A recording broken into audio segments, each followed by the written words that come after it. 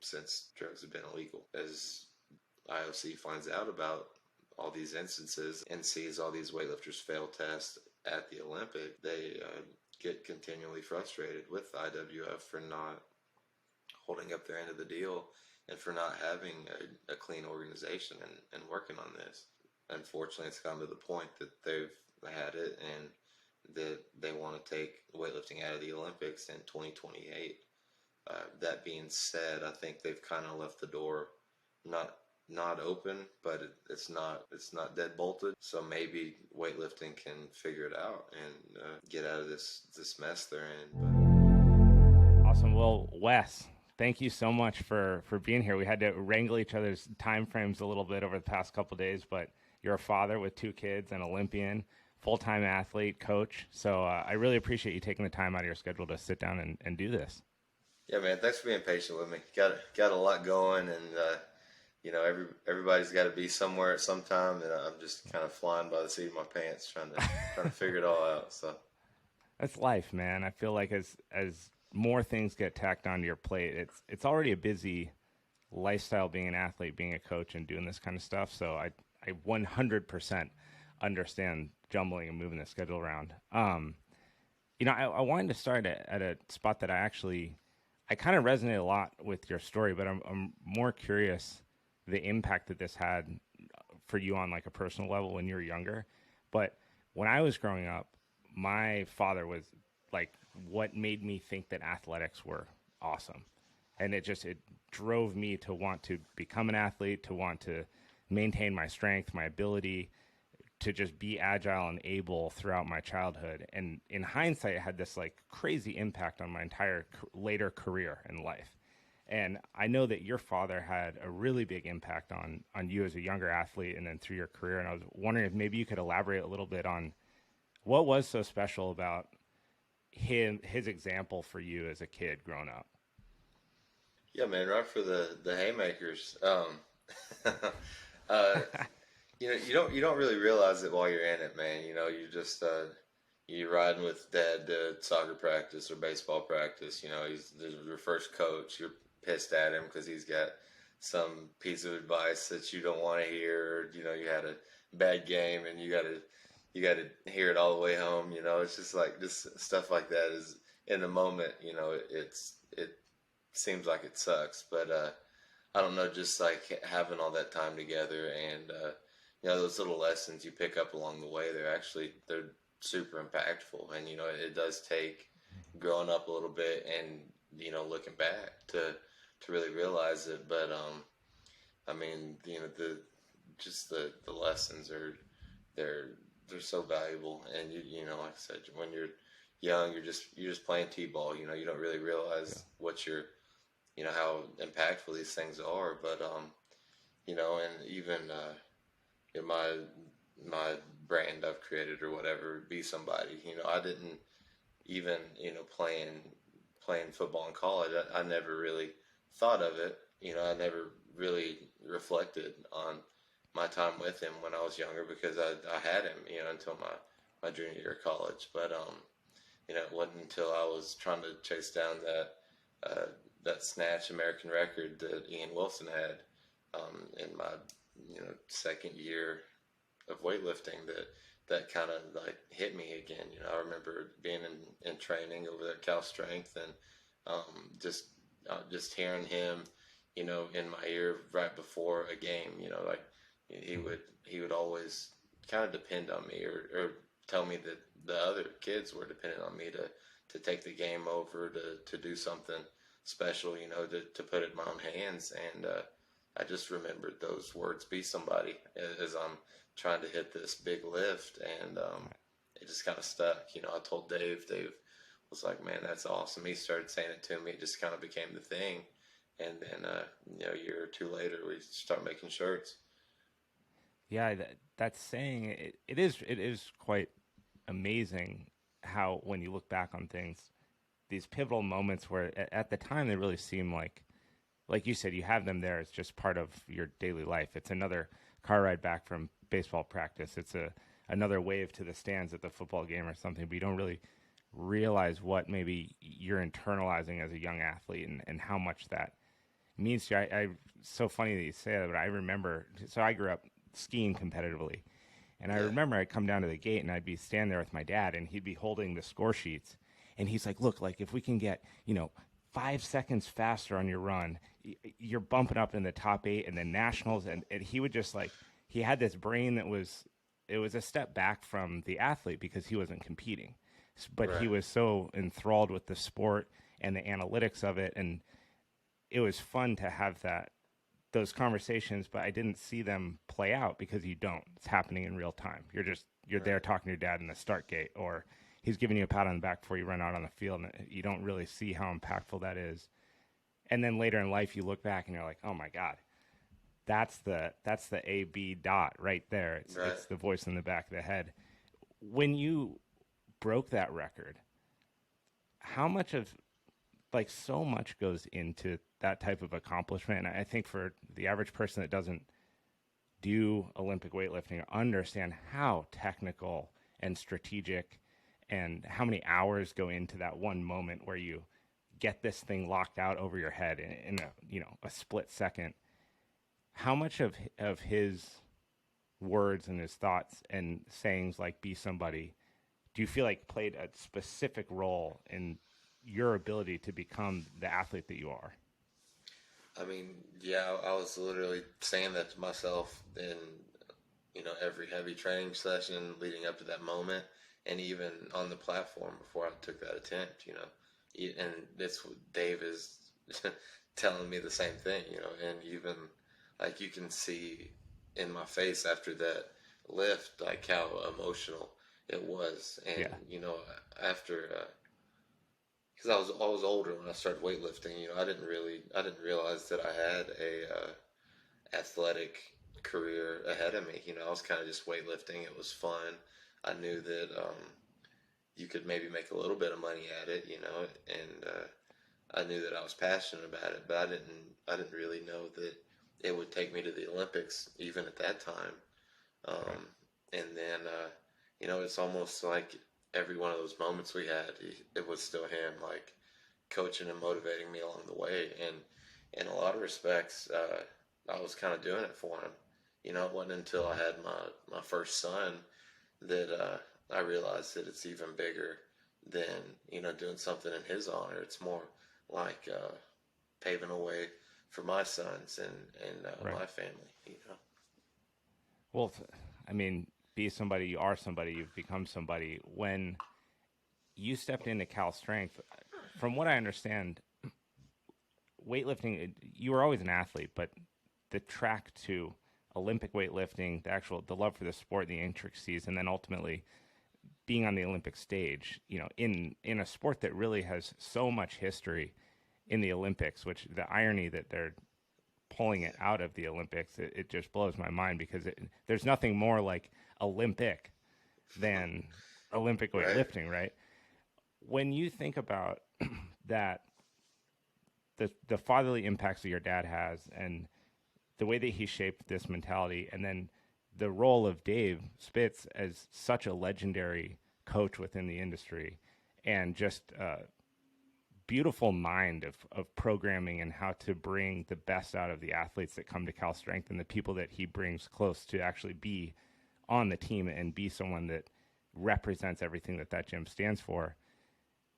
Was there any kind of, not family, fatherly relationship, but do you guys have a dynamic like that that is somewhat father-son in terms of how he coaches you in those really big moments?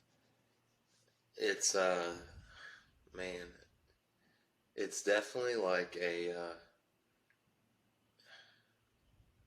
it's not a father figure, just because I was pretty old when my dad passed, and I was kind of in the stage where your dad starts becoming more like your friend. I just turned 21. Yeah. It's not, you don't need that, you don't need like a fatherly figure, but you do still need, like a friend that's older than you, that's made his way through the things that you're coming into. And, in that way, I guess, like I said, it feels like a friendship. I'd say that Dave's, easily one of my best friends, that I've ever had. But I guess in a lot of respects, he did kind of fill that role that a father would, as a friend as you get older. You know what I mean? Yeah. Because it was like, I've got I've got a huge respect for Dave. I relied on him a lot for, like how to make my way, not just through weightlifting, but through life.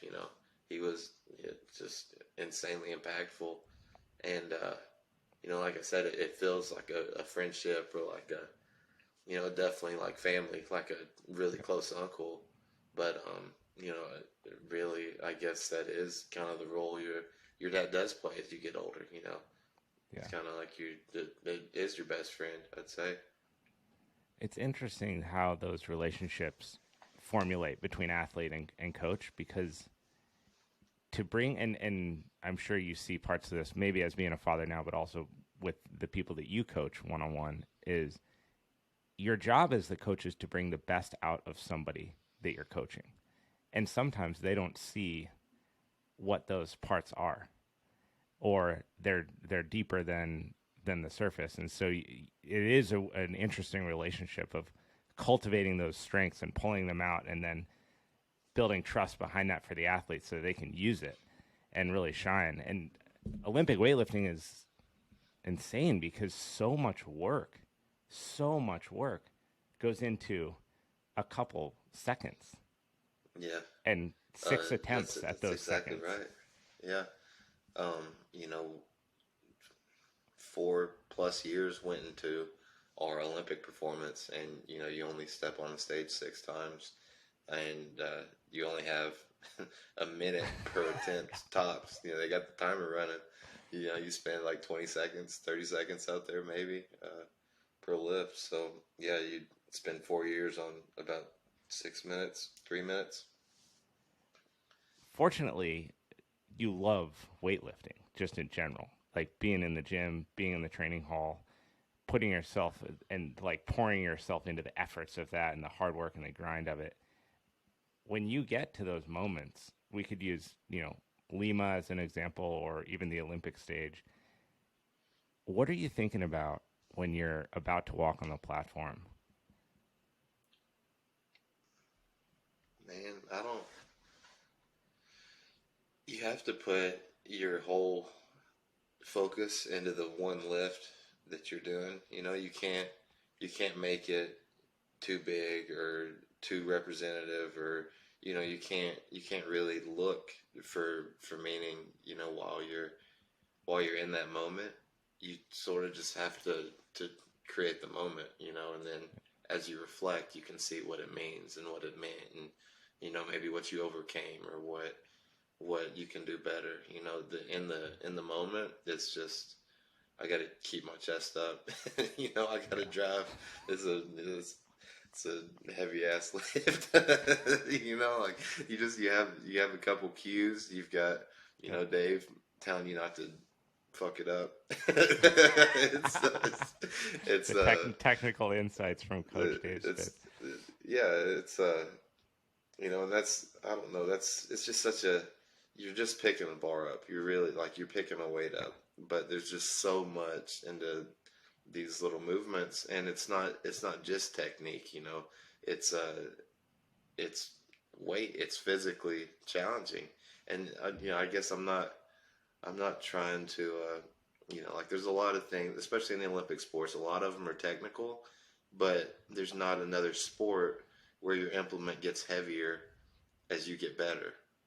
Like even shot, discus, the throwing sports, they throw the same thing every time, and they go to the weight room to get stronger so they can throw the same implement farther, but it doesn't, their competition doesn't get harder as they improve.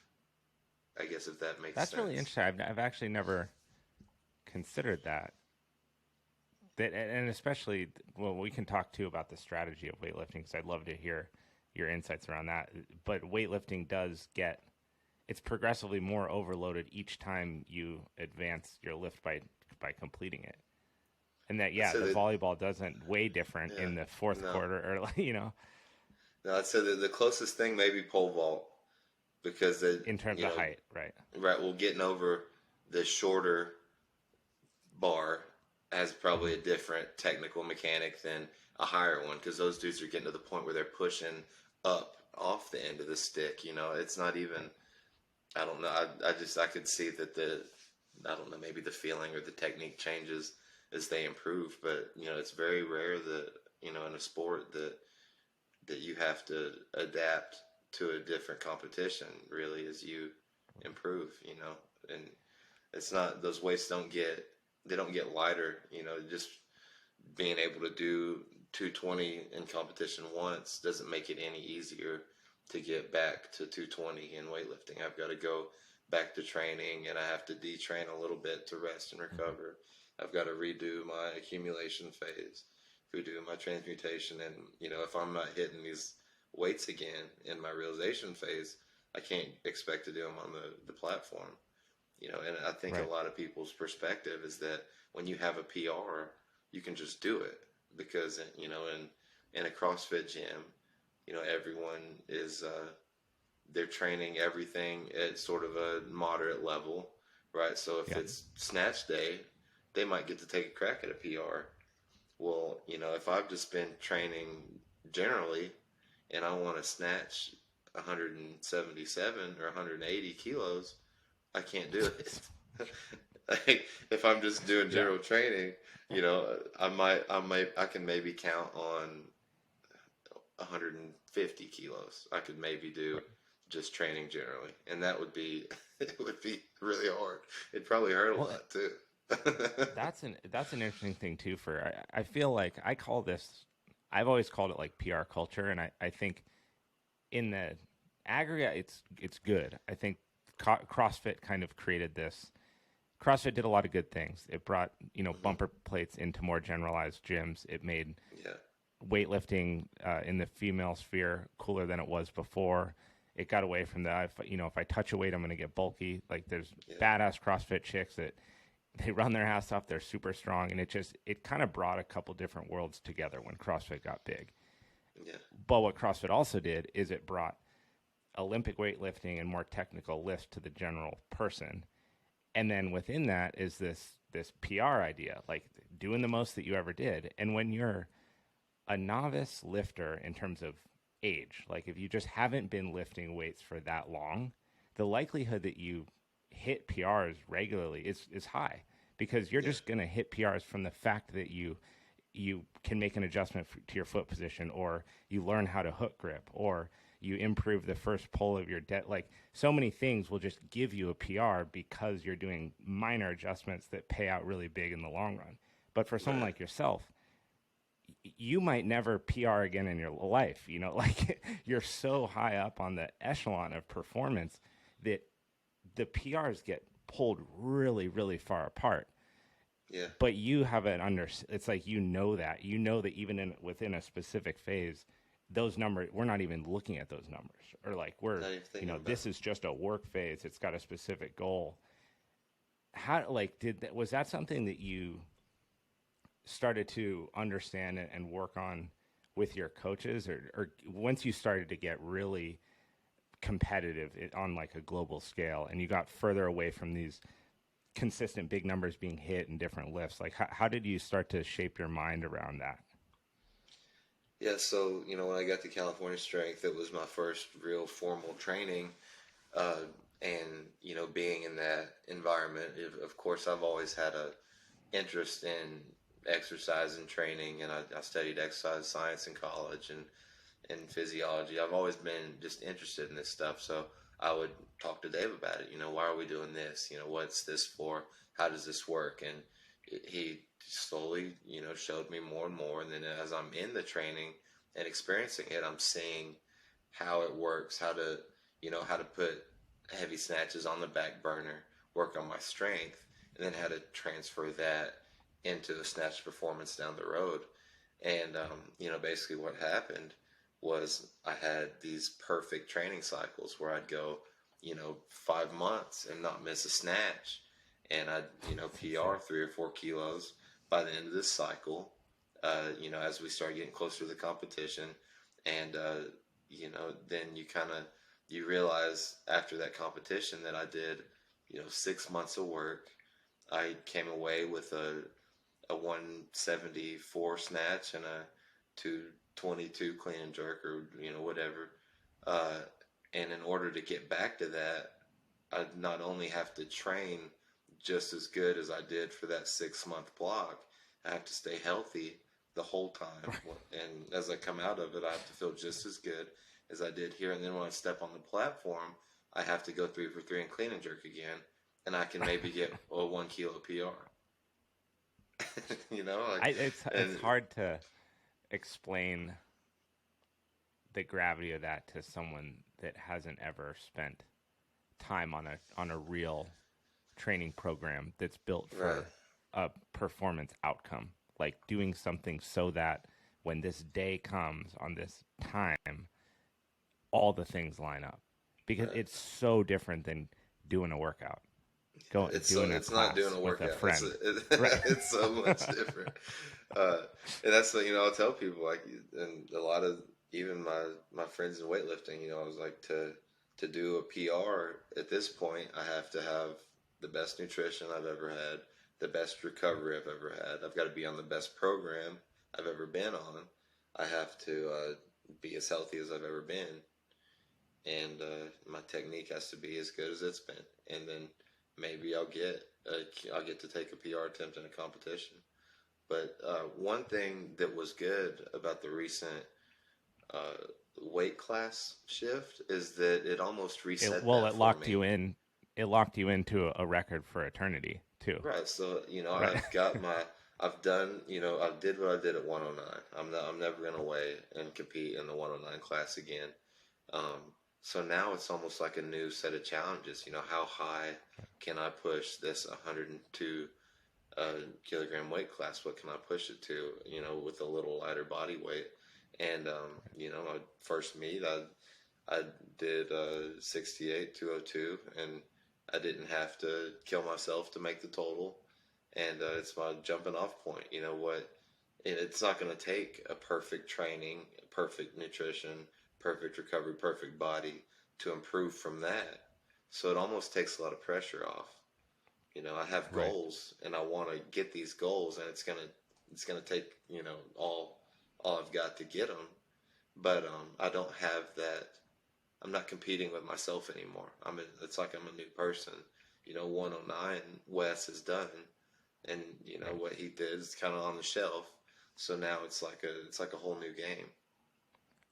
How many guys came down from 109?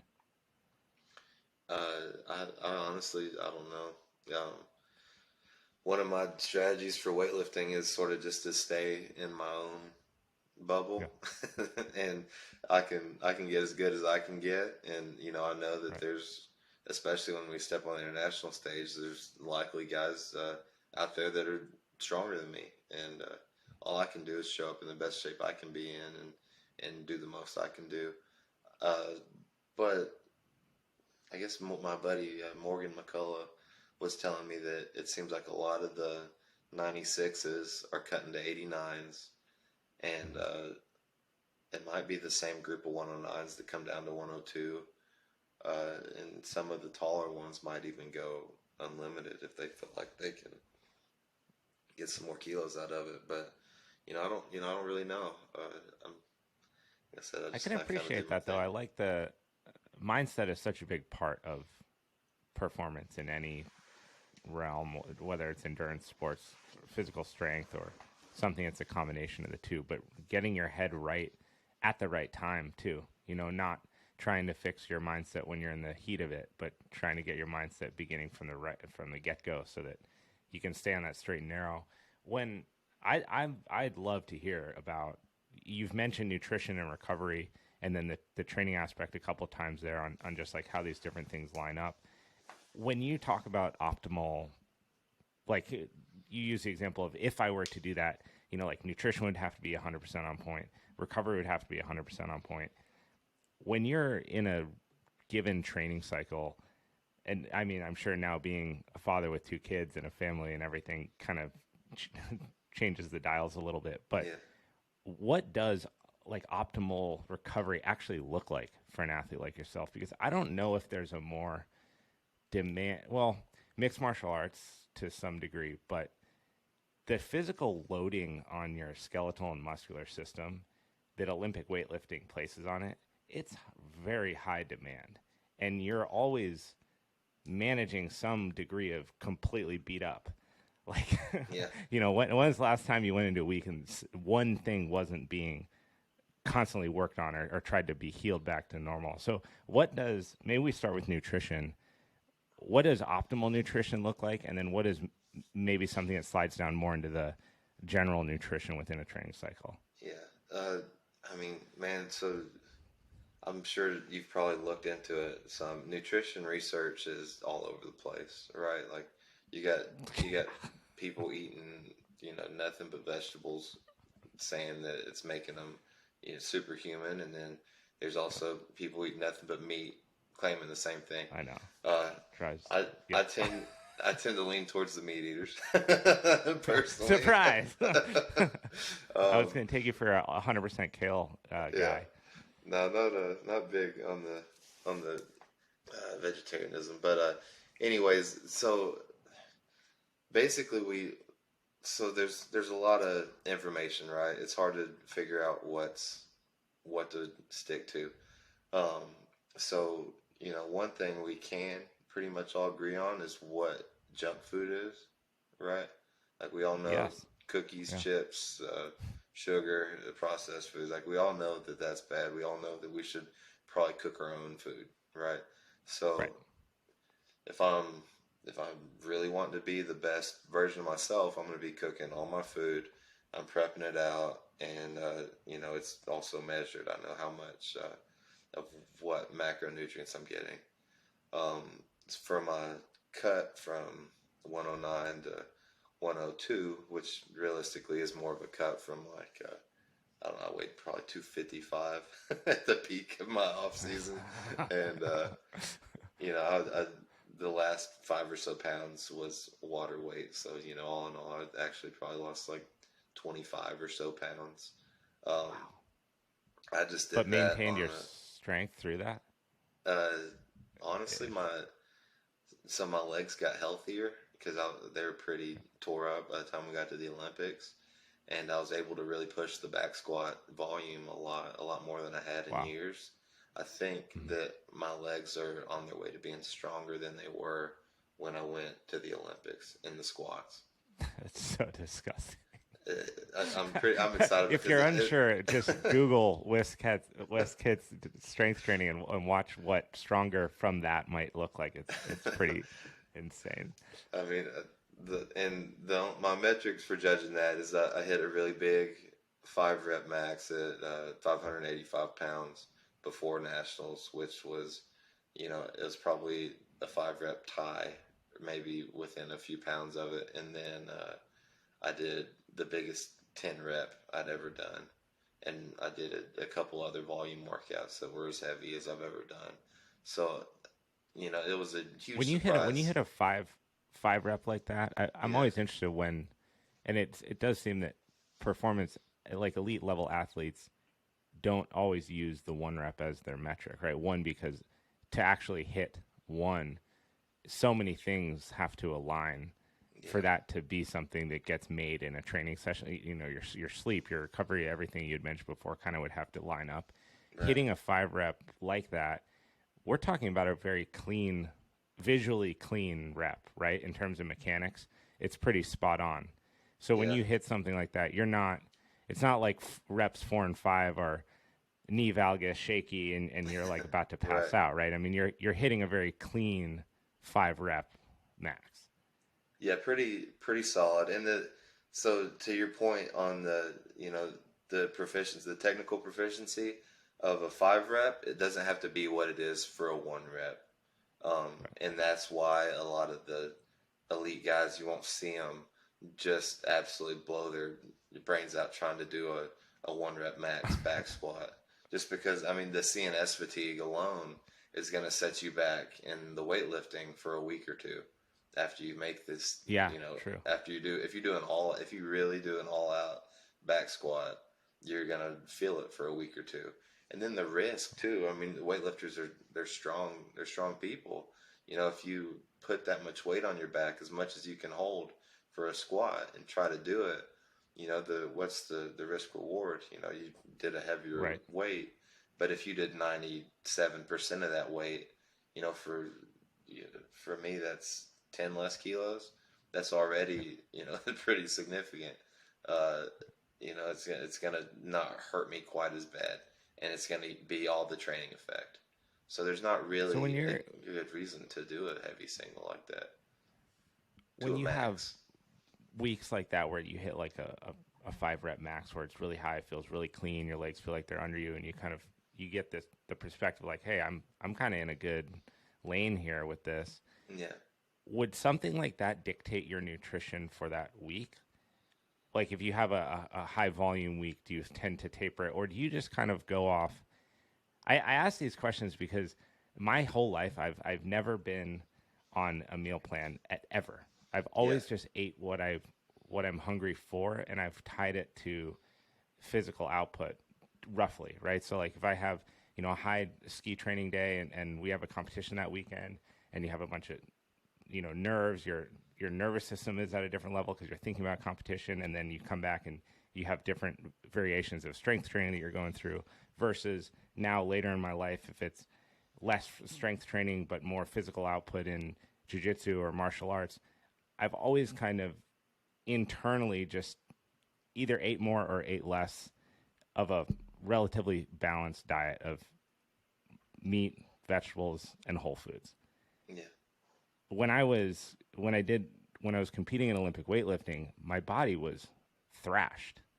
Always, it felt like. And so I was consuming just much more food in general, but I was never measuring it. So are you actually thinking from like a macronutrient standpoint, you guys have everything like outlined for you, or is it more of a ballpark? So what I did when I was losing my weight, I think I might have started this thought and jumped off track, but basically I pegged my protein and my fat. I said that these two macronutrients, their role is not to fuel me in any way. Their role is recovery and general health. Like these things are, you know, they're helping create hormones for the body. They're rebuilding tissue. I can't give any ground here. I got a bod pod. I knew how much lean muscle mass I had, and then that's like a DEXA scan. Yeah. And then so I decided that this much muscle tissue requires this much protein and this much fat a day in order to maintain my body and my tissues. And then what I did with carbs, this isn't exactly right. Carbs play other roles than just gasoline, right? But I decided that that's how I'm going to treat them. And so I'll eat as much carbs as I feel like I'm hungry for. And I'll try to cut those on days that I can. So a lot of what my weeks look like is on Monday, Wednesday, Friday, when I've got 2-a-day sessions, eating a lot more carbs. On Tuesday, Thursdays, I only have one session. Depending on how intense those were, I would eat more or less carbs. Saturday, I've only got the one strength session, and it's in the morning. So since it's pretty well out of my way, I could use the rest of the day and maybe take a carb deficit. And Sunday, I've got no training. So there were some Sundays where I would do I'd stay under 50 carbs for the whole day. Wow. But Monday morning, you know, I wake up starving my ass off. So Pancake City. Exactly. And I'd try to fuel myself for that day. That day was hard. You know, I wouldn't overeat, but I would eat enough to get me through the day. And I just slowly, you know, you can see the ups and downs in my chart, but it just slowly came down throughout the year. And, you know, a lot of my Monday morning weigh-ins were super light. A lot of my Tuesday ones were some of my heavier ones. And that's just because I was making up for the deficit on the weekend on Monday. But as long as my net calorie intake was trending downward, then I would be able to take a weight loss on the week. So How do you, that was sort of my theory. so when you go international, like how do you account for this? Because I know nutrition is tough to manage, but it's easier to manage when you're in like a routine setting, right? Like the Right. restaurants in your town, what the grocery store is going to have. You get food on Sunday, you're going to make it all through the week. You're running this constant ticker of where you're at with your carbs, fats, protein. Then bam, you're in Tokyo, and portion sizes are cut into like an eighth of what they are in America. And Yeah. you go to the grocery store and they only sell fish, or so. What do you do? And that could be true for anywhere, right? It could be, you could Right. be in Peru, you could be in Tokyo, you could be in Singapore. It's usually hard to How eat do you South guys America. do that? Um, Really? yeah, it's just you got to be careful. Like you can't even have the water out of everywhere, or you try not to Right. eat foods washed with the water. You just have to be careful because you will tear your stomach up if you get wild and try some new I stuff. mean, that could destroy competition or training, it right? can. I mean, Yeah.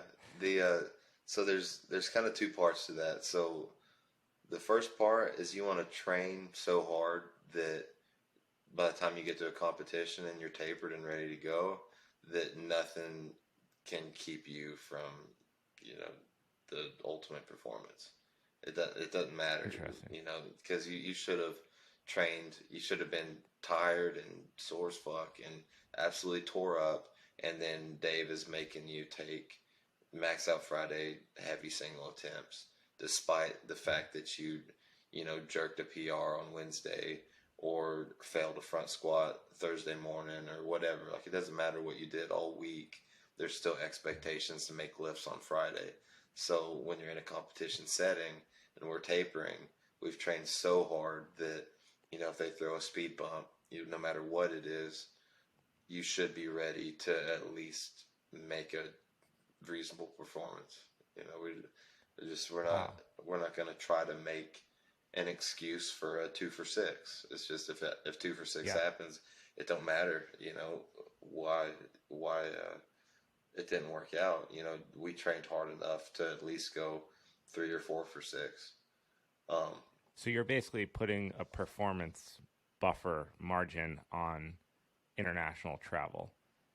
yeah, Obviously, I mean, maybe the essentially, Olympics are a little bit different setting, but the idea is that even if you go to somewhere and maybe the food options aren't as plentiful or the hotel sucks and the bed's uncomfortable and so your yeah, sleep's disrupted, that even despite all that, when you guys step on the stage, you've put in so much work on the front end that you could even have a reduction in performance technically, but you're right, still gonna hit your numbers. You're still gonna at least put up a good total yeah. no And matter that what. and that's just it's a train hard, no excuses mindset.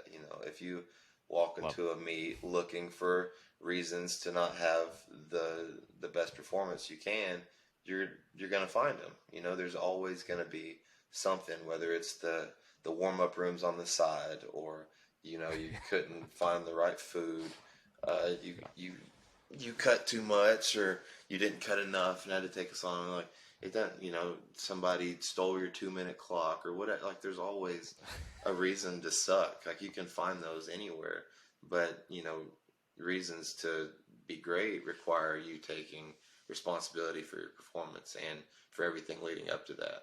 So that's really the most important part, is that no excuses, go out and do your thing. But the other part, there is, some level of experience that lends itself to being successful in these situations. So, like, I always pack oatmeal, Cliff Bars, easy foods to eat, protein shakes when I go to South America to compete. I'm not gonna let myself lose an extra kilo of body weight because the food's not good. Totally. It's not an option. And I'm not going to hit my macros that I've been hitting, leading up to that point.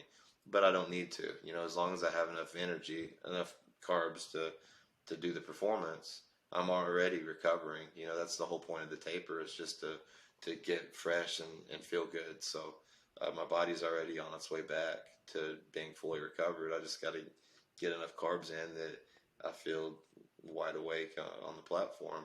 So I'll bring my own food. If you're worried about sleep, you got supplements for that. You got melatonin and ZMA, or whatever your go-to is. Because if you're really taking it seriously, then you've had issues with sleep in your training. You've gotten too sore. You're having nightmares about getting beat on competition day. You can't, you wake up to piss at 2 and you can't get back to bed because you're stressing. Like all that stuff is real, and you have to address it. And it doesn't matter if it's you can't, like, too much stress, or if it's a really crispy Tokyo bed. Like, it's the same supplement, and when you wake up a little tired, you just tell yourself you're not. Take some caffeine. It's funny that it's so important to have that mindset. I'm thinking back just to times when we would travel internationally for skiing, and sometimes you show up to these, they don't throw ski competitions in like the downtown city center. You're on some like bumfuck mountain way tucked away in the back, and they happen to have the course that you're going to ski, and you're staying in some chateau that's like owned by these people look like they're out of a horror movie, and you're sleeping in a bed that's made for a 2-year-old, and you're like, but everyone is. Right. Everyone who's competing that day, they're there. So you're all in the dining hall in the morning, and you got competitors from all over the world, and everyone's just laughing at each other because you're like, we're eating like, canned peaches, and we're gonna go ski for 10 hours and perform in sub, 0 temperatures. This is insane. But I love what you said. Like, the work was put in before you got on the plane to go.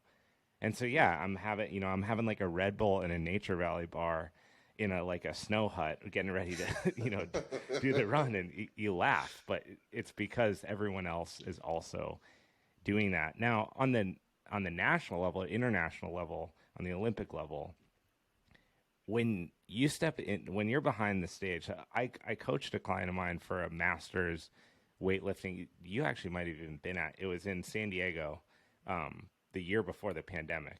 But it was like a USAW Rogue something international, and they had a master's division.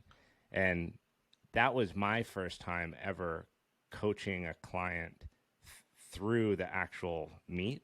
Yeah. So we had done a meet separately, but being there and actually doing like the loading and the watching everything on the screens, like doing the coordinating from the backside to take the nerves out of my athlete and internalize them to make them be able to just go out there and perform. There's so much strategy that seemed to be involved, even at like a master's level, where everyone's there to have a good time. It's guys are trying to stay healthy, and they're trying to stay strong as they get older, and there's good camaraderie, and it was a great experience. On the international level, how much are you thinking about that? How much is Dave thinking about that? And how does that play into the numbers that you ultimately go and attempt when you're on the platform? Yeah, I hate coaching meets. It was, dude, I was like sweating, and I was all nervous. Yeah, it was crazy. You can't do anything. You can pick the attempts and get the warm up on time and give them the best opportunity to be successful, but they have to go out there and do it themselves. And I just would much rather be the guy with the bar than the guy with the pencil. Totally. But I don't think about any of it. I sit down at my platform, know my attempts. Me and Dave have been working on them for probably a month at this point, and I've taken my warm up to my top set multiple times in training, and as we get even into our last couple weeks of our realization cycle and all the way through the taper, I only touch pretty much the weights that I'm going to do at the competition. So I do the bar 50, 70, 90, 110. I'll do the exact same workups, and whatever the set is, I get to that weight and I do it, but I warm up with the same numbers the whole time. So at that point, I'm just doing something I've been practicing. I let Dave go do his thing at the cards. He watches the attempts, tells me when to go. Usually for the lighter ones, I'm just kind of like trying to relax, hit my weights, get get like a technical feel sort of locked in as I'm moving, and then as it gets heavier, I might cut the music on and try to get a little pumped up in between my reps. But really, I hit my weight, I sit down, just hanging out until I get the signal from Dave, and I take it again. But the coaching is extremely intricate. I mean, there's a lot going on, especially at, when you're really being competitive, because we're talking about, putting yourself in position to steal 2-minute clocks, or maybe you're jumping in to extend someone's warm up, or jumping out to cut their time so they have to go and take a lift, or even at Pan Am Games, we were in a comeback situation on the clean and jerk, but I had already hit a really big opener, and this guy had I might have hit my second attempt, but anyways, basically Dave calls like 225, which is a number that I was not in shape to take. That we weren't gonna take it, no matter what. And the thing is that it was a number that they thought that I might take, that was close enough that I would take a crack at it, but it was a number that they were out of contention for. So that guy had to dictate where our next attempt was, and it forced him to pick his number, go out and take it, and then we got the last call to win. That's an important thing to note for people listening that might have no idea what we were just talking about. That in Olympic weightlifting, the bar only gets heavier, so it doesn't. The bar just keeps getting loaded, and the competitors hit their lifts as the bar gets heavier and heavier. So if you have an idea in mind and you don't hit it, you don't get to go back down and get a clean number on a previously loaded weight. You have to continue to operate at the weight that's on the bar. So it creates an environment that it is highly competitive, but as an athlete, I mean, the mental warfare that can go on when you know where your numbers are. Yeah. As the dude on the side, you know what you hit in training. You know where you think your ceiling is if you really had to line everything up and push it. And then you know the numbers that you don't think your body's probably ready to hit. And so when the bar keeps moving, like I think you went in Peru 165, missed 171, and then made 172, right? In Peru, I only made my opening snatch. But I do think we might have opened at 70. Okay. So that wasn't a make. It was in Peru. I went 1 for 2 or 1 for 3 rather, and it was just on my opener. I'm pretty sure. So, we had kind of trained through that meet, so I wasn't in shape to do my heaviest stuff. I might have only snatched 68, but I was in plenty good enough shape to make a couple snatches. So, anyways, I come back after snatches thinking we lost it. There's no way to make gold at that point, and I'm kind of pissed off. And then, we'd probably planned on taking maybe as much as like 218 clean and jerk, and I think I'd only hit maybe 215 in training. And Dave looking at me, he's like, "Wow, we're just gonna have to take 223." I mean, I don't know, man. You fucked us. It's like that's such a jump, dude. It's such a jump. Wow. I said, I can't make 223, dude. I'm not in shape for that. What are you talking about? He's like, you're gonna have to. And he's pissed. I only made one. So wait, but you did, right? You went out and made it. No, in that one, I had to. I think I clean jerked maybe 218 for gold. Wow. In Peru, but that's so much. But it was a comeback, So we're warming up, and the guy that had done the biggest snatch, I think he snatched like 190, opens up at like 200 in the clean and jerk, and then he goes 1 for 3 in clean and jerk. So I'm feeling pretty confident that I can. Maybe he snatched 85. He did a monster snatch, but I'm feeling pretty good. Like, okay, I can eat him up in the clean and jerk. But then we have a few other guys that had snatched better than I did. So we're kind of in the fight, and my warm ups went perfect. And I'm kind of sitting there ready to open, and these guys weren't clean and jerking good. And at that time, my jerk was just like I was just grooving it, man. I couldn't hardly miss a jerk. And Like you knew if you could get it on your shoulders and stand up, you knew you were going to make it. And I'm usually, I don't think I've only missed 2 cleans in competition ever. So it was just like I was just on in the clean and jerk at that point. Yeah. So anyways, I'm feeling super confident that we might get a shot, and they keep missing, and then I finally open up, and I think we opened it to 208 or 210 or so, and that locked us in, maybe a bronze medal, and then I took my second at 215 or 16 or whatever, and that moved us up to gold, and then that other guy got a shot. Maybe that moved us up to silver, but anyways, I just as I was I'd go out and take an attempt and come back, and I could just see the other lifters in the room like getting the wind just sucked out of their sails. After I snatched pad, it felt like all the other guys, it was like them versus me. Like it was like they wanted to beat the American is what it felt like.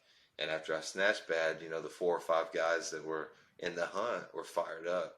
And then as I warmed up my clean and jerks and looked good, you could kind of see it suck it out of them. After I opened up and I smashed 208 or 210 and came back, like 2 or 3 other guys are wilted, and that just kept it just kept fueling me. I just kept getting more and sure. got gassed up, I was so fired up. But anyways, So before that third attempt clean and jerk to take gold, I think Dave called 225 on clean and jerks. And what it did was it forced that guy that was ahead of me at the time to call the next attempt. So even though he's sitting there with the gold medal, we called such a high third attempt that he couldn't take. He had to pick a number to try to get further out in front of me. Does that make sense? So he missed it? Yeah. He missed it. But you already had the buffer from your mates. And we called just enough to notch him by 1 kilo. So if we had gone next, then he would get the last attempt and a chance to beat us for gold. But Dave cleared out, and then he had to pick his number to try to up the separation. And then we came in. He ended up missing his, so we came in at 218 and notched him by 1. But at that point, how does that victory compare to your Olympic finish? Like top 10 at the Olympics, the biggest scale or the biggest stage in the world, and winning in Peru. How do those differ for you? The gold in Peru it's probably been my favorite competition in weightlifting, just because the comeback, the drama. I was screwed. I blew it in the snatch. I figured that the other guys would do what they needed to make it impossible for me to come back. I just they only needed to go 2 for 3. It only took one of them to make enough clean and jerks to knock me out of it, but they couldn't do it. And like I said, once they gave me a chance, once I got to open and I was still in the hunt, it was just like I was so fired up, and they were all just wilting, and it was like I was just sucking the life out of them, and I loved it. And I think I lend a lot of that to team sports. I've played sports my whole life. Totally. I've been behind, and I've been in comeback situations. They're always the most fun when you come from behind and win a game that you shouldn't, or you hang in there and you get to the final whistle, and it's you get one last chance. Those are always the best, and I was just... They're the best for everybody. They're the best as a spectator. They're the best as a fan. They're the best as an athlete, the coach. I mean, feeling like you're on the edge of your seat for everyone. Yeah. It's interesting, too, hearing you talk about the dynamic between you and the other competitors, this feeling that it was kind of like Wes Kitts versus all the other Pan Am competitors. Because even if that's not true, our brains will do that. They will create whatever fire you need to walk through to get this thing done. You're going to do it. And who knows, maybe you came off the platform and looked around and that's just what you felt, and you're like, no, this is me versus them. I'm going to do this thing. And like, it just pours gasoline on the flames. Yeah. And you go out there and just crush the performance. Yeah. I don't know I don't know if it's because, they all can talk to each other. So they all have a little bit more of a camaraderie than like the Americans and the Canadians do with the Pan Am Federation. They can all communicate easily, whereas we're sort of the outcast in that situation. Or maybe it could have been more about, at the time I had won the Pan Am Championships twice leading into the Pan Am Games. So it might have just been because I was the standing champion. You're already a top dog. That they were kind of wanting to knock me off. It doesn't. It's and it could have just been me, but it felt like after I went 1 for 3 in the snatches, and all those guys, they all snatched great. That back room, they were just kind of all buzzing, and they, like I said, they all can talk to each other, and you could just see them all kind of like enjoying that. And as I started clean and jerking, you could feel the energy shift in the room, and I just like, I don't know, I get it's probably a little messed up, but I like to destroy. I think that's normal for elite competitors. I mean, there's some similarities that I draw just from martial arts in jiu-jitsu specifically. Like, there is a level of enjoyment when you're frustrating your opponent and you're keeping them down and you're controlling their position, and they can't do anything about it. They want to. Everyone does. You want to get out of a choke. You want to get out of a bad position. But when you're in control, it's a power trip, right? It is a weird, like, a primordial thing that kicks in where you just, like, you're on fire, you're fired up, and at the end of the day, it's not like you take that part of your character to the grocery store or to the stoplight, but it's in those athletic settings, being able to tap into that. It's an overdrive. It's a 6th, 7th gear in your car. It's just a different speed that you can operate at that gives you a competitive advantage against other people. Because you said it sucked, like, you can see it. You read the room. You can see the energy getting sucked out of your opponents by your performance. And it's got to go somewhere. Yeah. So you get to absorb it. And I make a point to not take that energy even to the podium. If I'm fortunate enough to medal. Totally. At that point, it's good game. It's mutual respect. Yes. Because they train hard too, and they want to win just as bad as I do. And that's another thing, that even you learn from your dad and T-ball, that if you win, you don't act like a dick. you go shake everybody's hands. It's good games all around. It's not, you don't take any shit, win or lose either, but you certainly don't be the bad guy. Don't be the villain after you win a game, after you do what you're supposed to, or no matter how big the victory is, it's good job, shake hands, and mutual respect.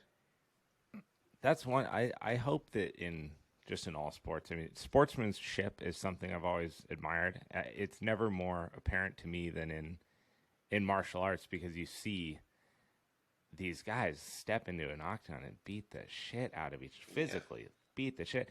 But when at the end the bell rings and it's appreciation, and I really admire that, because to your exact point, every dude off the stage has worked just as hard, because they wouldn't be there if they hadn't.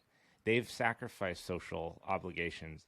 They've, made different trade-offs in their life to allow them to be there, and they've put their blood, sweat, and tears into it. And you have to respect that. You have to appreciate it, whether it's on the soccer field, the football pitch. It doesn't matter where you are, but understanding that when the whistle blows, when the timer dings, when the period's over, that you're all trying to achieve the same thing. And it's frustrating and disappointing when you see, granted, emotions are always rampant towards the end of a lot of athletic events, but it's a bummer when you see people they can't get back to that place of respect, and they get stuck in the frustration or the anger, and it's a bad look, man. Yeah.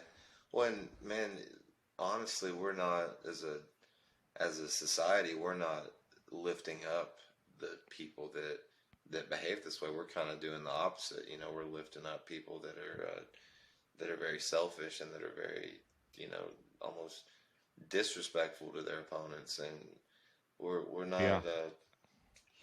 I don't know. It's almost gotten boring to see people behave the way they're supposed to, and you know, I don't know. You know, Yeah.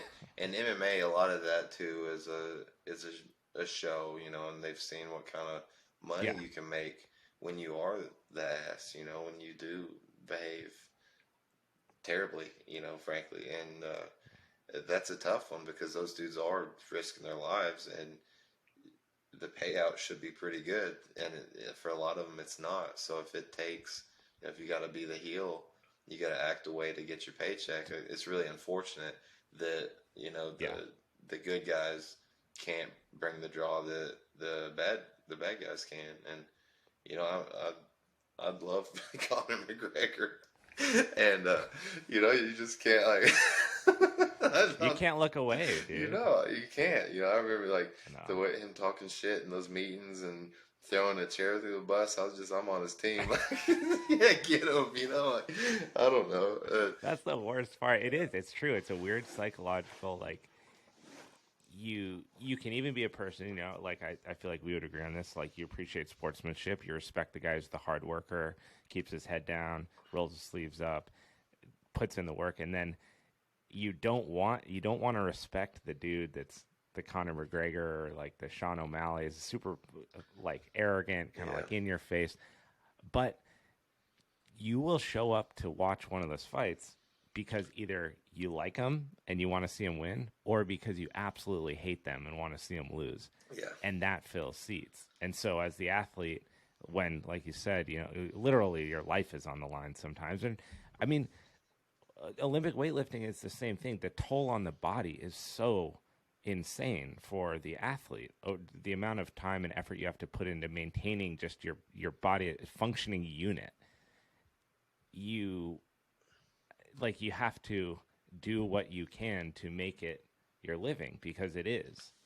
And yeah, unfortunately the payout's not great, and you know, it would be fun to stir up a bunch of shit on the internet and try to, you know, see if it could get me some more, you know, more attention. Like Wes Kitts calls out internationally. Yeah, like, and it's just realistically, it's just not in me. I don't like. I don't want to. I don't know. Even if I really wanted to, if I'd even be good at it, I don't. You know, like I've just never really been my personality type, and I don't even know if it works in weightlifting either. That's another thing. It's not. We're not really running it like a spectator sport, so I don't know. Well, on that note, I mean, definitely not to identify, call out, say, or anything like that, but doping is definitely a problem in Olympic weightlifting, right? And you're a 100% clean athlete. You've never failed a drug test. I which tested is today. admirable, Shut up dude. about 12 o'clock.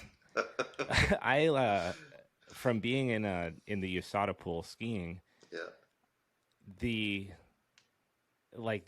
how imposing that is on your life doesn't make sense to someone who's never been part of the pool. But the fact that someone, you know, if you're listening to this, just imagine that there's a governing body that is now just permanently in your life, and at any point, anywhere, no matter what, they can just show up and drug test you. And that's not to suggest that you would fail it. It's just to think about how imposing that is on your life, that no matter where you are, you're with your family, you're traveling for the weekend, they need to know where you are. Yeah. And to be a clean athlete, to test as frequently as you do and never fail, and hold up that kind of respect for the sport, and then just personal integrity in a sport where succumbing to that allows you so much range in your performance, right? Like if you decide, you know what, this doctor is really good, I'll never get caught.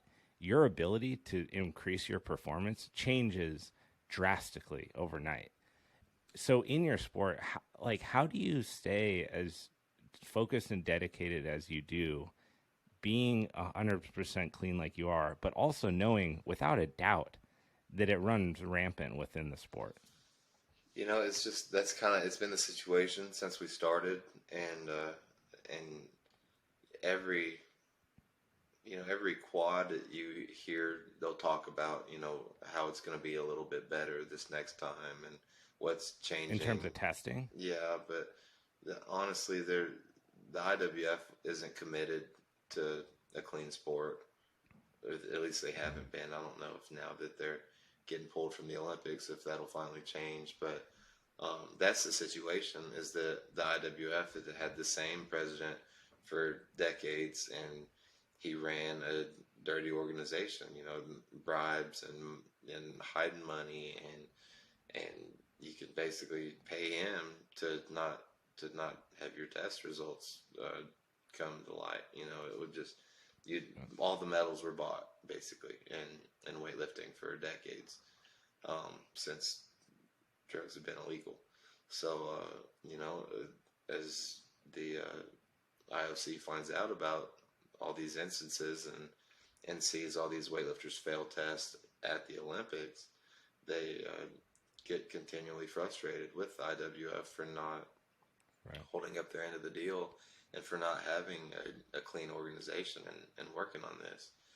And it's just, unfortunately, it's come to the point that they've had it, and that they want to take weightlifting out of the Olympics in 2028.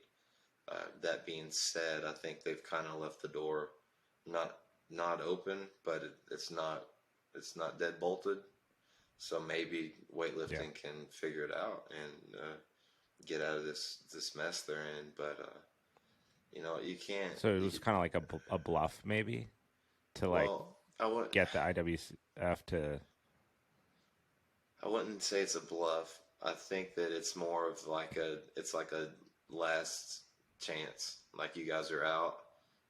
Right. Maybe if you can prove to us somehow that you deserve to be in and that things are different, that we can talk about it. But it's like, it's out until further notice, which for the 2020 Olympics, it was, you guys might get kicked out if we don't see some changes. So like, okay, we're changing the weight classes, we're going to do this. And basically what they've done in the past is they collect a bunch of clean samples from countries that are known to be clean, like a lot of the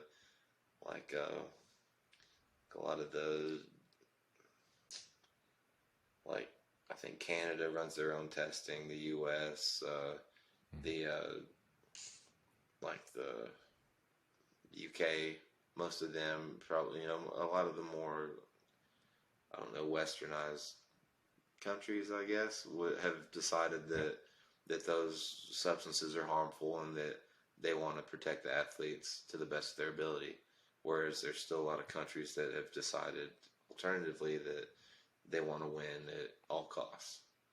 So, when we get to world championships, those two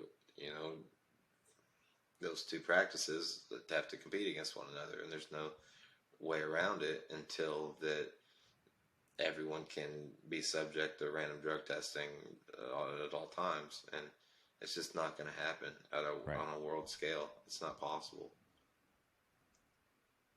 What is the most, what substance is used most in Olympic weightlifting to, in terms of doping? I mean, beyond the word steroids, I don't really know what to say. Right. Okay. So I'm not, so it's some form of. Yeah. No. Good answer. I'm not well versed on the topic. Some form of steroid use that's allowing these guys, probably more than anything, to just recover at a pace that's. I think the misconception that I've always seemed to notice that people think about steroids is that they make it easy. It doesn't make it easy. It just changes your ability to recover. So the workload is still performed by the athlete. You still have to be technical. You still have to be athletically gifted. You still have to put in the volume and the days and the training cycles and the time and do everything else. It's just that your body is able to recover quicker session to session. So if you have a high volume week where you're cranking and the average not average, but normal elite lifters are going to get, increasing levels of fatigue through that, and then effects on their sleep, their recovery. The doping allows you to hurdle some of those, which on a international level just makes you so much more competitive. I mean, it's a huge advantage, but everyone's seen the effects of steroids. If you look online, for you. But you can see how strong people get on them too. Right. Like if you're watching, the powerlifting federations, the number of them aren't tested. World's Strongest Man, like they can use as well. Like you can see how well these substances work for strength and performance. Yeah. It's not. There's no mystery. Like they definitely work, and in a sport like weightlifting, where it's just how strong a person are you, in a lot of respects, it's going to work well. So if you can figure out a way to get even a small amount in, it's probably going to be a substantial advantage. And it's the shortcut is too well paved. It's not. Right. It definitely works. There's not enough skill to make it a level playing field. Like you can't be so skilled that you can overcome that deficit. Unfortunately, right. And it is technical, but it doesn't take that. Like even knowing that, it doesn't take any drive or fire out of your engine. No, because it's such a you have how strong you are, and you want to be stronger. And fortunately, like the American records they give me a lot of motivation. I want to strive to be the best American, and I've been able to take gold at Pan Am. So and that took a lot of work, and it was fulfilling. So that just has to be enough. I have to be competitive with myself and competitive amongst my fellow Americans that have ever competed in the sport, and even continentally. I have to let that be enough. And then when I get to a stage like the Olympics, it's how do I have the best performance that I've ever had? And Tokyo wasn't the best performance I ever had, but I was able to do a snatch that I hadn't made in competition before, which it was a big accomplishment for me. But honestly, just being able to go through the rigorous qualification process and to get there and to just to do my best was enough at that competition. And I've never been like a participation trophy guy, but for whatever reason, surprise. Yeah, it was just like I knew how hard it was to qualify and how hard it was to get in the shape that I was in, and like everything that went into those 6 attempts, I remembered everything that it took very well, and it just felt like a massive achievement. Getting well, done, putting it behind me. It felt huge.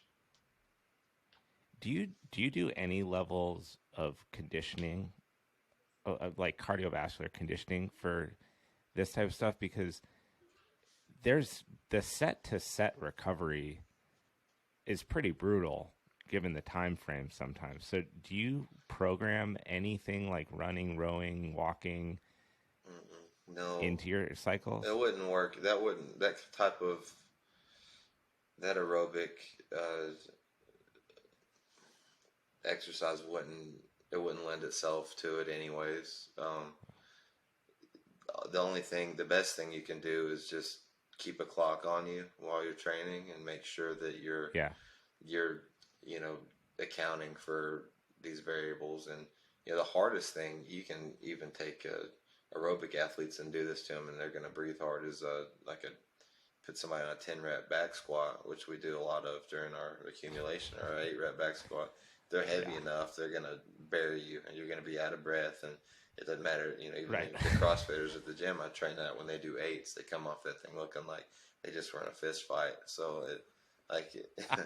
it's hard enough. If you just do it faster, you can kind of account for these things. And Dave will program like on the every 3 minutes or every 2 minutes during our realization cycles. Sometimes we'll take lifts and just sort of keep the pace up. And realistically, you should sort of be on your meet schedule anyways as you get closer to competition. You should kind of be thinking about how much time am I realistically going to have between my attempts. And the thing is that you can also end up sitting for 5 or 6 minutes, and you don't want to be the guy that can't sit there and still be ready either. Yeah.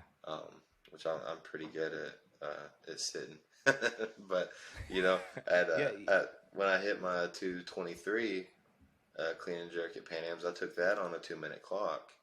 And honestly, like we talked about, the moments are so big. The weight is so heavy that it doesn't matter at that point if you're out of breath or if you're tired. You've done 6 months for this one attempt. Are you gonna let it go because you're out of breath a little bit? Like, fuck no. It's not an option. When I was training at Venice Barbell Club in Los Angeles, which is an extension of Paradiso CrossFit that now no longer exists. They had a standalone. It was only Olympic weightlifting, 6 platforms, and it was that like little snippet of time in Los Angeles was epic. I mean, it was so cool. It was such an interesting culture because there were like, I don't know, 15 of us that happened to be, love Olympic weightlifting. So you go in there, 6 platforms, and we had these WWE chairs. So it was like WWE chairs kind of lined both sides. Yeah. And there's something about like when you hit a lift and then you're sitting in these WWE chairs and you're just watching other people do theirs. I can't really explain the camaraderie and the feeling of that type of training environment, but just the sitting, like it's counterintuitive because everything I've thought of as an athlete, you want to keep moving, stay warm is what your coaches always tell you, but it's important to recover. And I never forget that say, I wish it was still open. It was such a rad place. It's just like Metallica, as loud as you can possibly hear, WWE chairs, and everyone just awesome. Like, yeah, I know. And they actually had Caffeine and Kilos sponsored it. Yeah. And so you have little coffee, like the little mini coffees in the fridge. Everyone's always drinking those. It was such a good time, and it's so cool. I wanted to touch on this. I heard in an interview you said that, and I thought that this was super spot on, especially in the face of how many just products are out there for this type of thing, that there's no massage that you could get that's going to make you a better weightlifter. And I love that because right now everyone's getting like a Theragun and a Hyperice, and they're getting this vibrating ball and that, and so that they can be, better and improved at what they're doing. What do you actually do for your recovery, and like how much emphasis do you place on that in a week? And then let's put you hypothetically in like a pretty brutal phase of your training. Yeah. Well, I mean, dude, it's a moving target. You're gonna have different things feel bad at different times, always. So you can get your bi-weekly body work and hit the cryo on Saturday and sauna on Monday, Wednesday, or whatever your routine is, but you're still gonna eventually get beat up and broke down. And at that point, you throw everything at it. Do I need a sew right? Do I need the Theragun? Do I need to spend more time on my movement, my technique, my accessory work? And every problem's gonna have a different solution. So there's not really, there's not a magic bullet for weightlifting, but what you do definitely have to do is train as hard as you can, and put yourself in a position where you are, on the ragged edges of your ability. If you're not getting to the point where you need to find ways to fix things, then you're not really training hard enough. If you feel good every time you walk in the gym, like you're not really doing enough to be at a competitive level. If you're a hobbyist and you just want to have fun and do it, like by all means, don't drive yourself into the dirt. But like just being in weightlifting for so long, I've accumulated, like USA Weightlifting will send us like a Theragun, or they'll send us, I've got my favorite thing is my I've got this like mattress topper that pumps cold water through it all night. That helps me sleep. Oh, sweet. It's awesome because I'm always hot in bed. Yeah, same. I mean, the thing is, I'm taking notes on the side here because I literally, grown up in Colorado, I would sleep with the window open in the winter all the time. Like, put me in a 60-degree room and I'm nice. Exactly. My fiance, she wants it to be like 150 degrees. It's an eternal battle between like, how can we make this happen? Yeah, so I mean that thing was awesome, and like it's just you know, you just have to be smart, and you have to be smart and work hard. You know, take yourself to the brink, figure out why that piece is, you know, hurting, and what you can do to get yourself out of it, and stay in the training. But you know, going into the Olympics, my knees were just I guess my hip flexors had gotten really tight, and I just had accumulated a bunch of inflammation in my knees, and there wasn't anything that could get me out of that except for rest. So we had to find the right balance of, you know, squatting and training to get me in shape for that moment, and the right balance of Celebrex and what are those injections? PRP? D-ball. Yeah, unfortunately not. The Freudian slip. Yeah, the right balance of PRP and Celebrex and ibuprofen and squatting that would make it all work. And there wasn't a toy or the yoga or sauna or ice that could make my knees feel better. The only thing that I could do was get them to feel good enough to train by mobilizing for an hour before training and taking enough anti-inflammatories to get me in the fight. And then after the Olympics, I took 3 months off, and like I didn't even go to a gym. I didn't even want to go at that point. And then when I started back, you know, I was in terrible shape, but I just squatted my ass off for months, and now my legs feel, I mean, better than I can ever remember them feeling. I've been seriously thinking about getting PRP injections for my knees because I've noticed in strength training, even though I've reduced the total frequency in the week, but like front squats, back squats throttle my knees now. And I think it originated probably in years of mogul skiing competitively. Yeah. How does, have you noticed a pretty significant improvement from those injections immediately into training? And then how long do they last? So I have an appointment actually this week, so I'm really curious. It hurt really bad. The first ones I got, I felt a pretty immediate relief, but it's hard to know if it was like an acupuncture response just from the needles being in there, or if it was the PRP, because it was pretty like immediate relief, and then it didn't seem to hold that good. And the other end of that was I was also taking time off because I was getting PRP. So I got the injections, I missed some training, and then they felt better, and then I trained, and then they didn't feel good anymore, So I think I ended up getting 3 rounds all in all between February and the Olympics, and that seemed to do progressively less. So I don't know, it felt like I had kind of gotten myself into a bad movement pattern that I was stuck in because I was doing a lot of intensity, and I already had,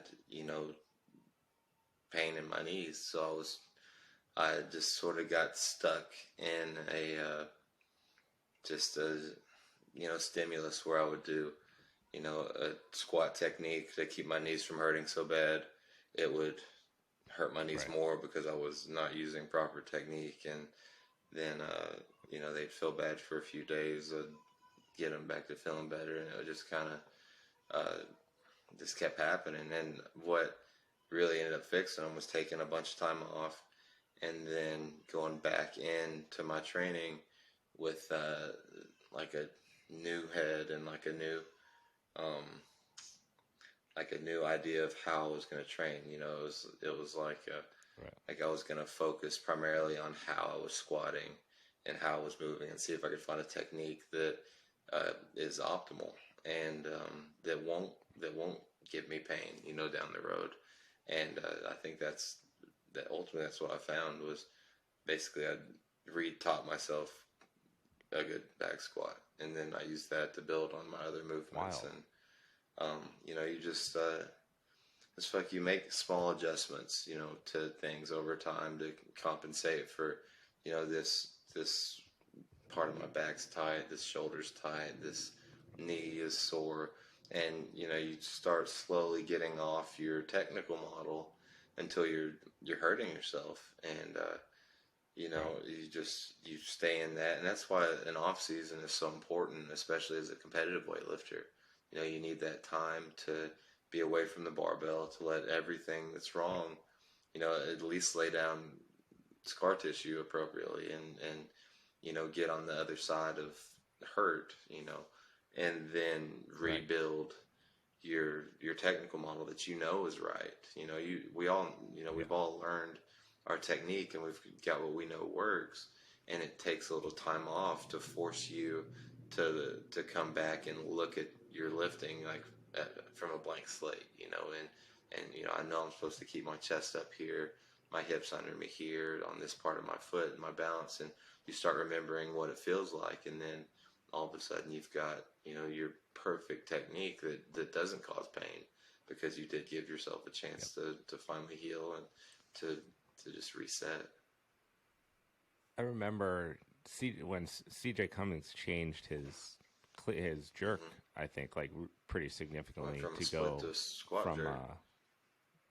Right, like as an athlete, that's gotta be so crazy to commit to an adjustment, whether it's changing the mechanics of your squat when you're already the best American weightlifter ever. Yeah. And you're making an adjustment knowing you're going to get, in the short term, you're going to become weaker. You're going to not move the same weights that you used to move. And the mental compartmentalization of that as an athlete is tough. It's crazy when you see people, whether it's a boxer changing stance, whether it's a weightlifter going from a split or not. It's a big undertaking to do that, but to commit to it knowing in the long run you're doing yourself a huge service, right? And you don't get to know on the front side of that what the payoff will be. You don't get to know if in 2024 you make a lift that you would have missed had you never made that adjustment. Right.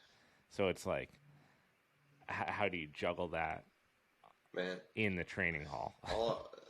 Switching from split to squat jerk is it's much wilder than just fixing your back squat like I did. I can't imagine what what he was going through, and he did that. It was in 2017, so we weren't scoring for the Olympics yet. So technically, the meets didn't matter at all. But he did that, months out from World Championships in Anaheim, and ultimately it caused him to bomb out at World Championships that year. And that's just, as an athlete, when you're looking at the big picture, that's just a risk that sometimes you just have to take, because ultimately in the long run he competed great, and his clean and jerk is great, and his squat jerk is solid, and I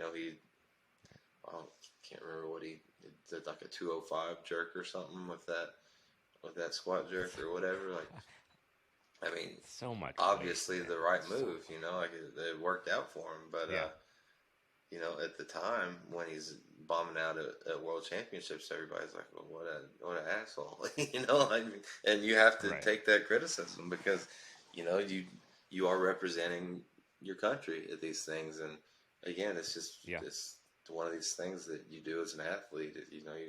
You take these risks and you try to weigh what's going to be best for you and make these decisions for yourself. And if you do have to take some ridicule short term, if it's right for you, then it's well worth it. And it's just part of the territory.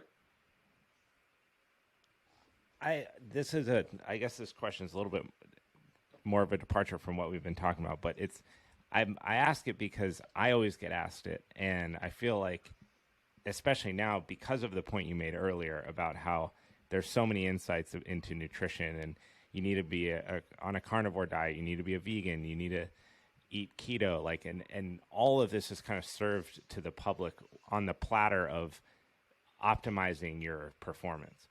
But it's very rare that any of those people talk to actually people that have optimized their performance. Like, you are an elite, historically elite and globally current elite athlete, right? So who better to ask if any of this smoke and mirrors is actually legitimate, right? Because you're the body that would actually be putting any of this stuff to the test. So the supplement industry is insane, and it's crazy how when someone gets interested in just fitness in general, or be that weight loss, strength improvement, or if you're on a team or you're a youth athlete, it's so easy to get pulled into supplementation and pre-workout and post-workout and intra-workout and what to take and how much to take and when to take it and do all these things so that you can be a performer.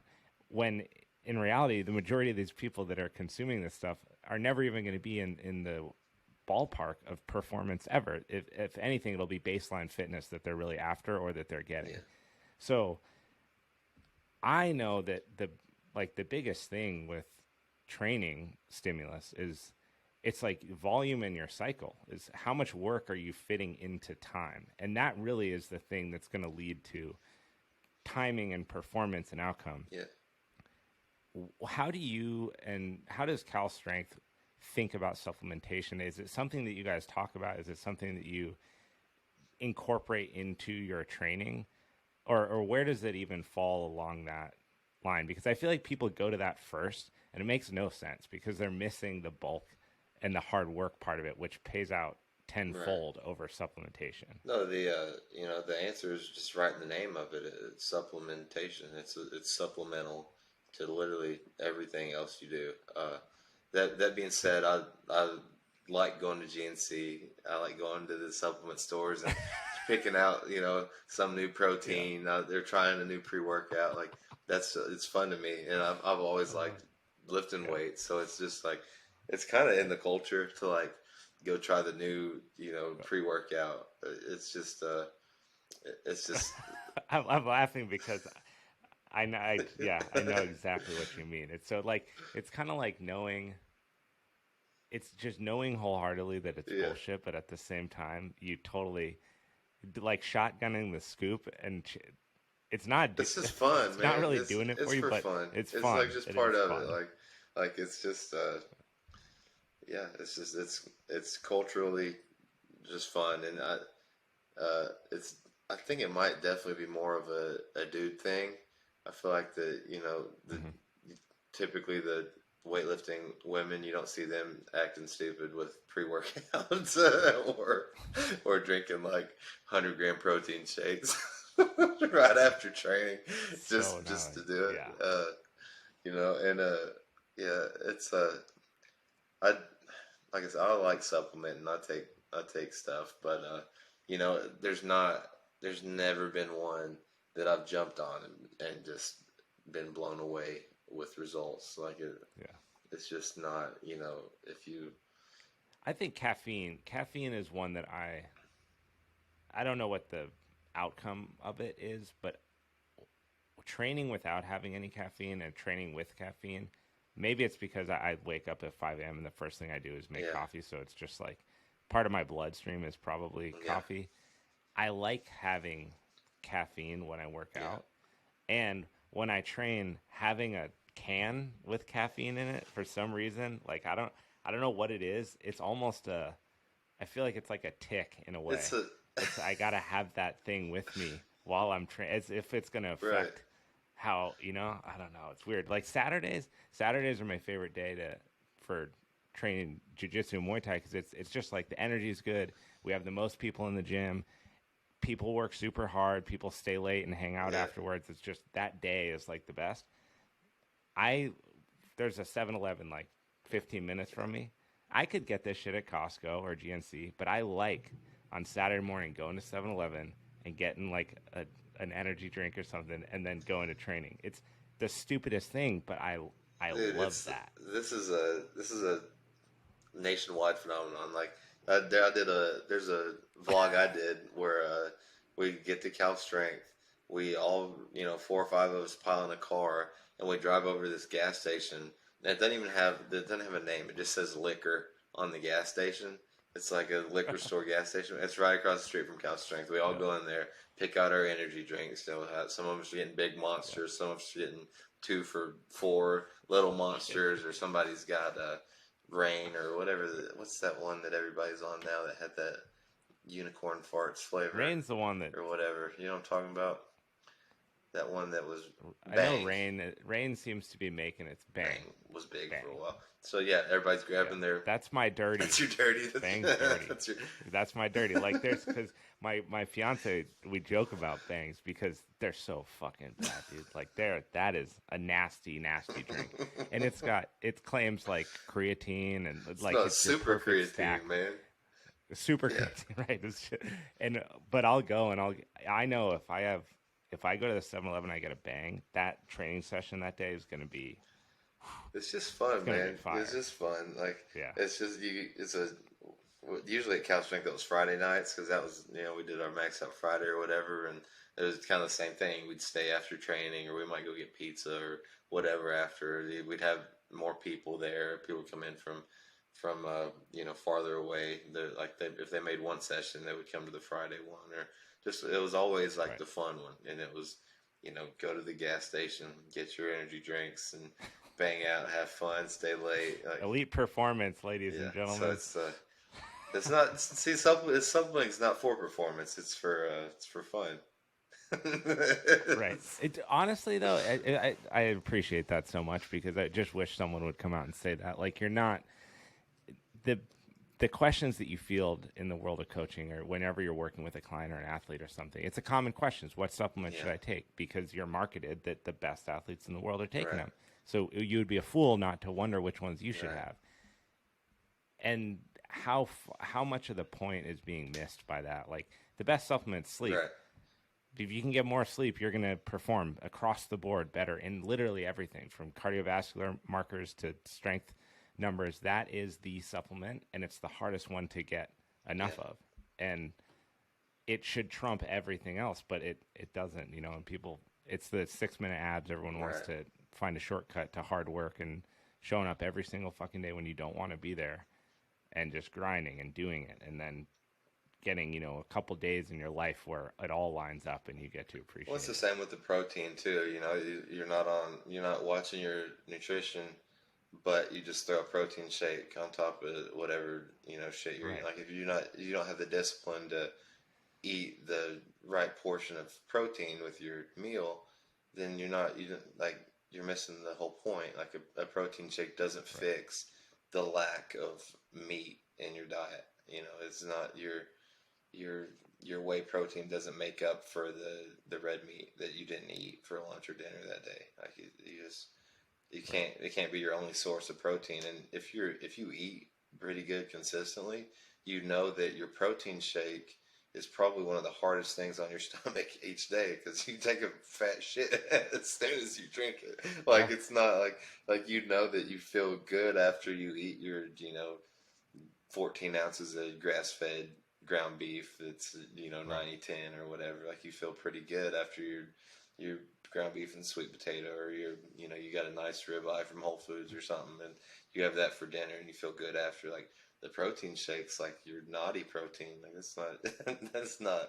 It's weird. Yeah, when you're eating cookie crumble, like whatever, it's just again, it's a missed opportunity to do the right thing by no fault of the individual, but it's and it can't like it's 20 grams. 20 grams is super easy to get. Eat a ribeye, you're gonna get 45 grams. It's double, and there's micronutrients and there's iron in there, and there's more to it than just that.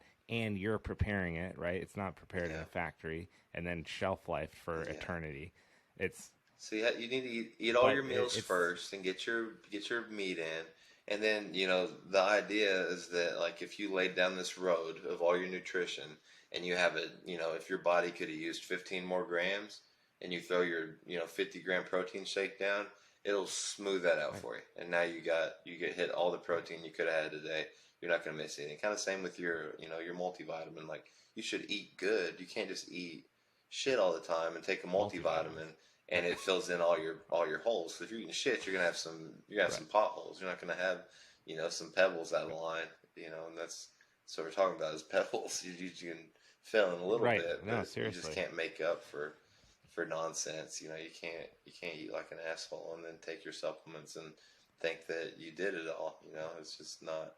It's not like that, and that's what that's how people see supplements, is like the saving grace. Is how you make it all work, but realistically, it's discipline and your sleep and your nutrition, and it's everything else before supplements, and then you can have fun and see what a big tryptophan pill will do for your sleep at night. See,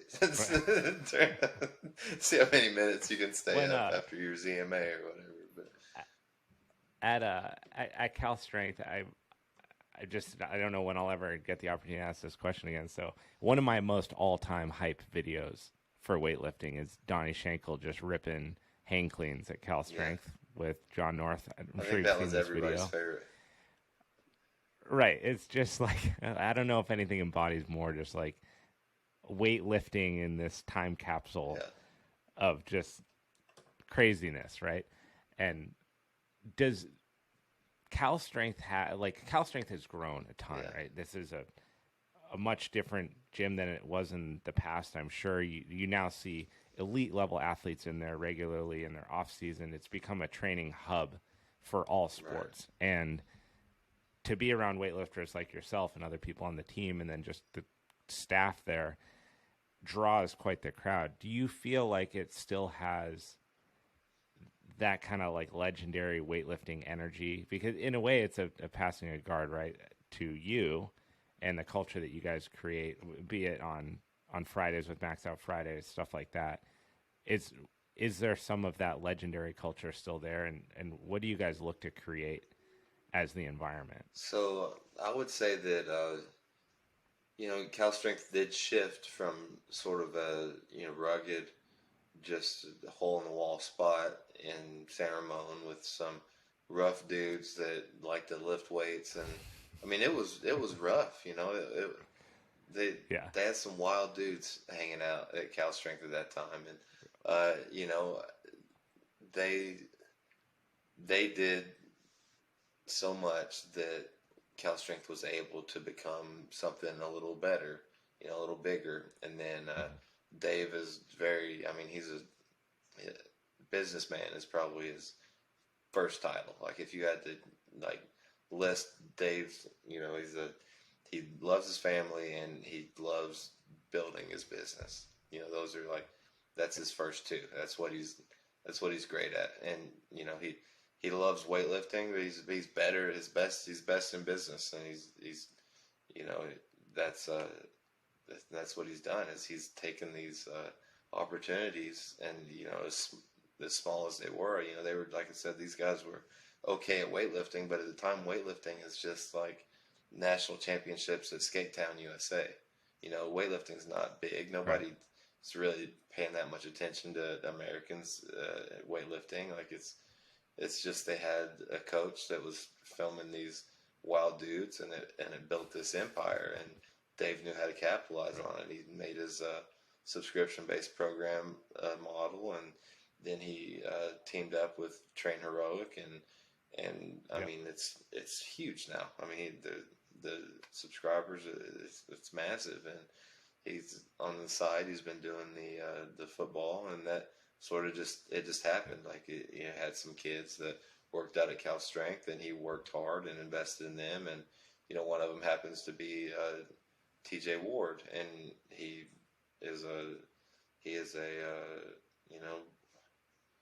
Pro Bowler. He was huge. He was one of the best defensive guys in the NFL for a while. I think he was a safety, but anyways, he goes through college, and he's looking at getting drafted early, and he's like, Dave, I want you to do my combine prep for me. And Dave's like, I don't know how to do that. I can't do that. I don't want to risk your career on me. And he's like, I wouldn't trust anybody else to do it. So Dave does all the research. He puts everything he can into it, and TJ did great. And it just grew. You know, he met an agent through that. The agent like Dave, they built this. They built this friendship that later just turned into a football empire. You know, now he's every year he fills out his combine class as many guys as he can train, and it gets full every year, and those guys get drafted, and Right. they stay in the league, and they come back to Cal Strength, and you know, he just everything when he puts his hands on something, he turns it into something great. You know, he makes a profitable business out of it, and he'll sit there and he'll work it, and it does take time. And you know, I think Cal Strength is probably 12 to 15 years old now, but I mean, for a while, like it was hard to make ends meet. You know, as a weightlifting gym and as a high school football little training spot, like it's hard to pay rent, you know, and they struggled through it, and he worked his ass off, and you know, now it is massive, and it's a different thing. You know, it's not that grungy, like it's not that grungy training hall that it used to be. The people that train there aren't, you know, they're not wild dudes. No one's gonna get pulled out of the Olympic trials and get hauled off to jail. Like, you know, like Right. it's not that place anymore. It's just not, you know, it's we're better, you know, and that's not a knock on those guys, because we couldn't have accomplished what we did without Donnie and John being absolute characters, and without these people like going nuts in these weightlifting videos, and without Glenn telling who'd he tell that he needed new parents? You know what I'm talking about? I think Caleb asked him if he'd ever be able to do something Donnie did. He said, "Yeah, if you go back and get a new mom and a new dad, he might be able to take Clean 205 or something." I can't remember. The fact that video has as many views, you know, like you just think of, it's got several million views. How many people have seen that video? I mean, aren't weightlifters, exactly, or maybe are now, right? Or got inspired or something. It's just it's an interesting moment that gets to live on the internet. And those videos they bring people to weightlifting. The number of people that are like, man, I was a huge fan of the old Cal Strength videos, and then I started weightlifting, and that's how I got into it. I mean, there's probably thousands of people just banging out weights in their garage just because they saw a Cal Strength video and it got them into it, which is, I mean, like I said, like, you know, these dudes they're incredible personalities, and what they did for, you know, for Cal Strength and for Dave and for weightlifting and for me, I mean, it's huge. Like, you can't say enough about it. And even though, maybe it was just a hole in the wall, and it was just some rough guys like lifting weights, and you know, it wasn't, you know, that it wasn't the best of us. In a lot of ways, it was still, you know, because without those dudes, I wouldn't have Cal Strength without, you know, what those guys created, and you know, totally. And you don't know how many people do you inspire? Like, you never get that metric, right? You don't know how many kids in the United States are pursuing weightlifting because Wes is, or they're trying to be somebody because Wes is, and that's a really cool thing. That's a thing that you never get to see.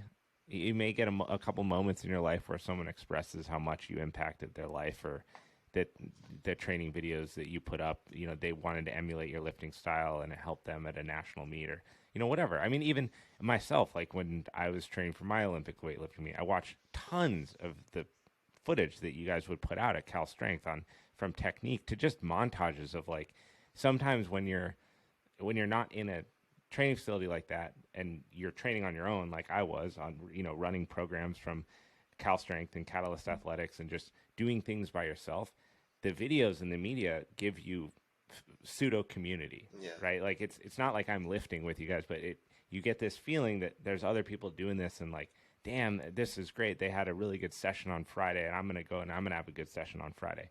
There is spillover like that happening. But unless someone comes and tells you that, you just don't know. So you don't know how much of the way Donnie Schenkel and John North are impacting all this generation of weightlifters that Wes Kitts is also. And that's, I mean, that's the full circle, right? You get to be what brought you excitement, Right. which is rad. That is, I mean, yeah, I guess that's the progress of things, huh? You just kind of, one Yep. generation inspires the next, and people keep getting better and better. And yeah, I mean, I think you get a lot more gratitude now than you used to, though, because like, I did some vlogs and I would get tagged on Instagram.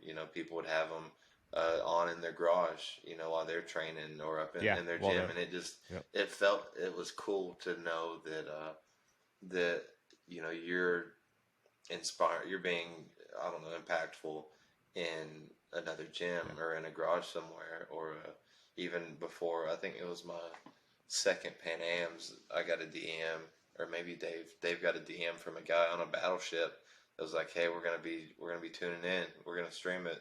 Thanks for representing the U.S." It's like, Sick. what you guys are Yeah. thanking me for weightlifting? Like, you guys are on a Right. fucking boat, like, you're risking your lives. Like, Right. I mean, it's just wild. Like, I don't know. It's cool. Like, you get opportunities where you do feel really appreciated. Sometimes you're getting PRP and taking Celebrex, and you feel like you're the worst weightlifter that's ever touched a barbell. But then you have moments like that where it's like, I don't know, it couldn't even be any Well, I cooler. think this is the story of, it's the story of the good guy. We talked about that a little bit when like the fight promotion stuff. Like you can be the heel, but the being the heel comes at a price. And on the flip side of that, putting your head down, working hard, showing up all the time. I mean, those things in succession sound cliche, but it's true because you're here and you've had a long career, a good career, and you will continue to have a career, and then that will change in whatever ways it does. But the legacy you leave behind that isn't one of negativity and ostentatious in your face like BS. It's a dude from Knoxville that like wasn't ever afraid to work hard and he made it all happen for himself. And like you can't go buy that story. That's the one that's the best. That's the one that matters the most. That's like worth it. And that's what, when your kids are older and they look up, who is my dad? He's not some prick that was like throwing $100 bills in the air on stage for 40 Yeah. minutes, right? He's like, I don't know. I think that there's like a silver lining there, maybe that's something to be proud of and that matters, Yeah. That's, and you think about that stuff, and it is like I said, I felt like the first part of my career, I was, lifting to live up to, my dad's legacy, I guess. But like now, like the boys, like that feels like that's all there is. Like I gotta Right. I gotta like pave their way. I gotta show them.